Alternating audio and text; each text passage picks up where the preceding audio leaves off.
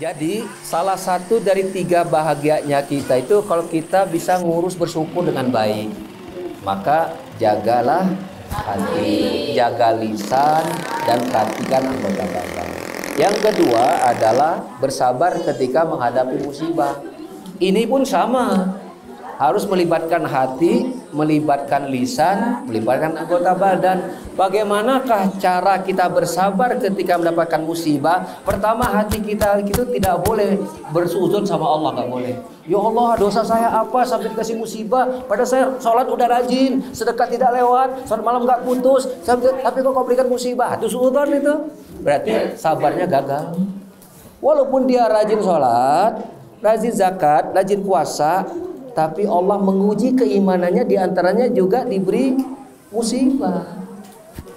Karena tadi sudah kita bacakan ayat, Allah menyatakan bahwasanya orang beriman pasti diuji.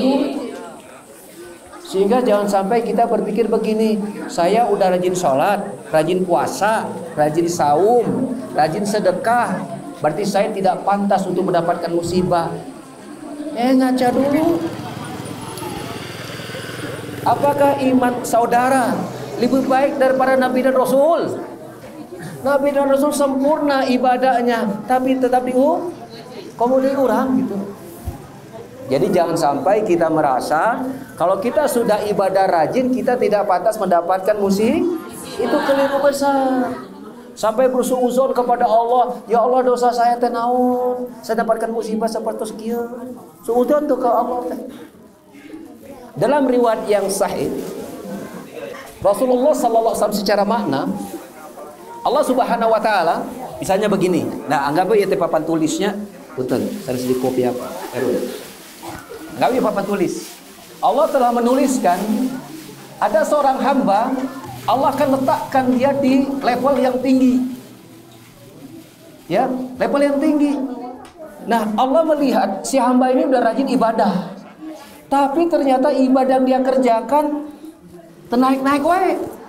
Apa yang Allah lakukan? Allah berikan dia musibah, lalu kemudian Allah jadikan hatinya bersabar. Naik langsung di level atas.